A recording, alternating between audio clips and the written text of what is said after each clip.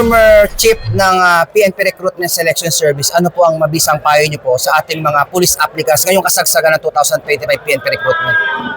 Sa mga applicant natin sa Philippine National Police, isa lang ang mapapayo ko sa inyo, magdasal kayo at paghandaan nyo ang inyong mga proseso na pagdadaanan. Huwag kayong maniwala dun sa mga taong mangangako sa inyo na kayo ay makakapasok ng walang hirap. Mas maganda yung paghirapan ninyo, ang pagpasok sa PNP para paghirapan nyo rin ang ranggo nyo. Walang imposible sa Diyos. Kung talagang para sa inyong magpulis kayo, magpupulis kayo. Ma'am, mensahe niyo lang po ma'am sa nagbabalak na lokohin yung ating mga police applicants, mga ngako ng pera, kung ano na pa ma'am. Doon sa mga Scammers. sa mga scammers o mga magsasamantala sa mga aplikante ko.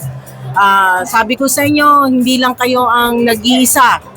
Kasi marami kayo, pero lahat kayo ay binabantayan ng Philippine National Police. Hindi papayag ang ating IGIAS at ang ating Chief PNP, ang ating acting Chief PNP na may malokong mga aplikante sa ngayong mga recruitment ngayon.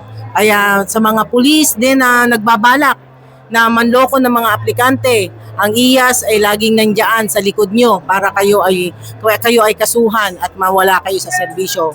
Ngunit doon sa mga tutulong ng pusang loob na tutulong sa mga aplikante natin na makapasok ng maayos at maging mabuting mga pulis na future natin, yan naman sila ay ating pangangalagaan at imomonitor habang tayo nasa serbisyo. Mula po dito sa Philippine National Police Headquarters, ako po ang inyong Police News Network Correspondent, Police Chief Master Sergeant Mauricio Bonilla Ruiz, alagad ng batas, taga-taguyod ng Balitang Pulis.